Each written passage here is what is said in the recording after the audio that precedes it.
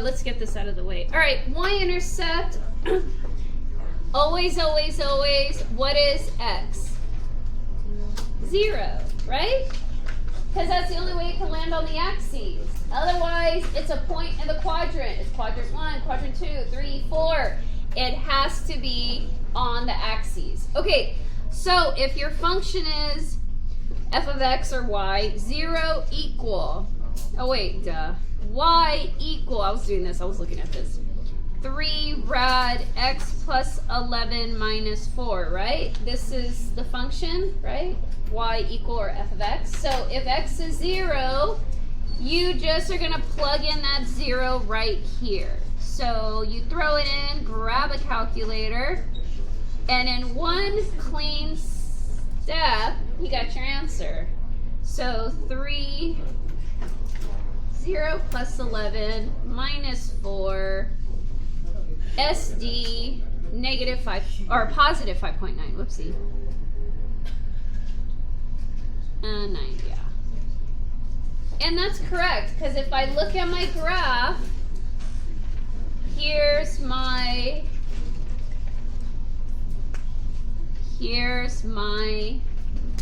y-intercept. So this is the point, the 0, 5.9. This is your y-intercept. So these are your critical points. So on a square root function, your critical points are your vertex, x-intercept, y-intercept. And so that's why here it says, what are your critical points? Your vertex, your x-intercept, your y-intercept. Your critical point on a square root will have one vertex, it'll have only one x-intercept, and one y-intercept. Now, it may not, you're not guaranteed to have them, because obviously you'll do more examples where one of them won't exist, because it's like above the x-axis. You guys know with parabolas, okay? But it'll have none or one, okay? And so there it is on the graph, and it just so happened if you plug, that's why you guys always want to pick x is 0 for a graph, because it's so easy to input output that you can get one of your critical points just by that. So might as well find your y-intercept, let x equal 0, throw it in the calculator, there's your y-intercept right here. Okay. Okay. That's it. Domain and range.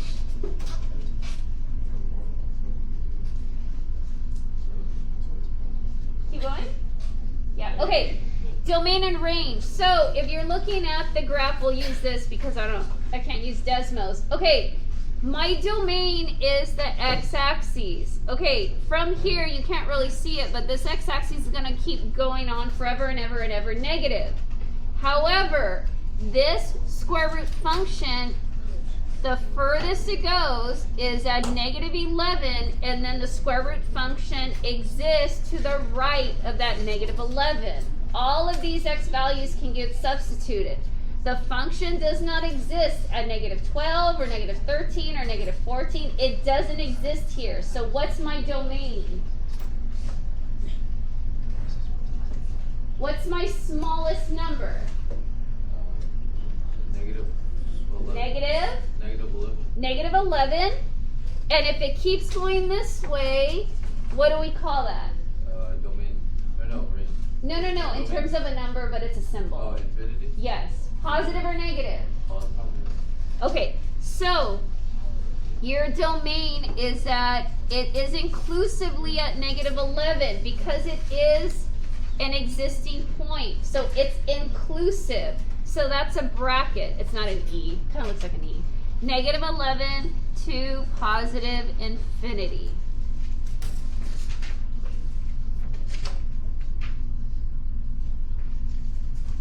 And now what's your range?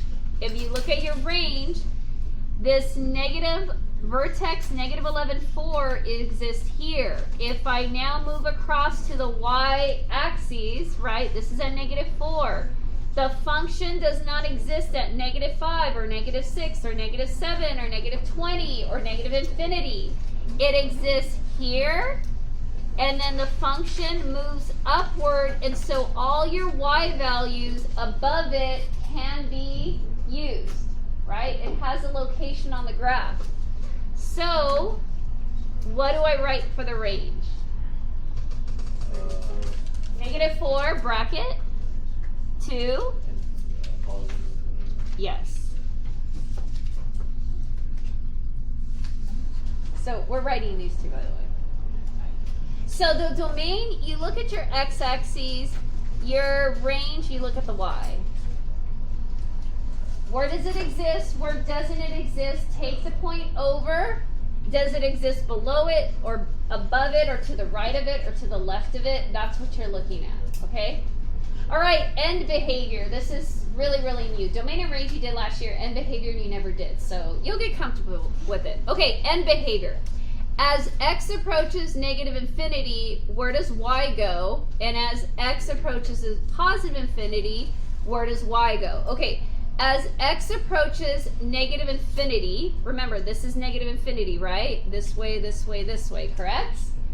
Okay, so if I'm on the function, if I keep moving to the negative x values, where am I approaching and do I stop? So where do I stop at? X-axis, right? So if I'm negative infinity, where is the y stopping? Yes. Right? At negative, where am I? Where's the question? Oh, right here. I was like, can you guys even see? It's right here. That's where I'm writing. So if your pen gets on the graph and you start tracing it as x approaches negative infinity, as I go more negative on the axes, where is the function going? It's approaching and approaching and approaching y at -4. It can't go past it. Okay, so now as x approaches positive infinity, where is y approaching?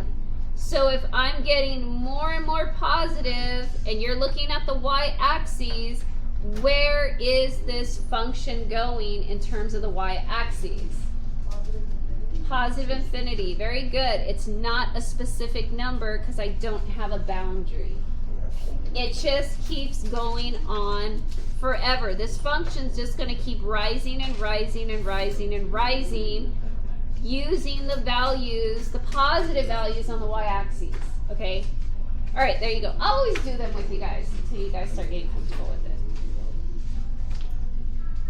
Okay, I'm going to shut this off.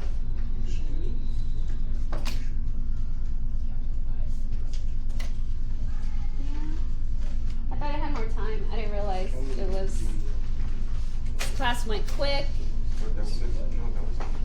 All right, well, even if we just do one on the other sheet, that's fine.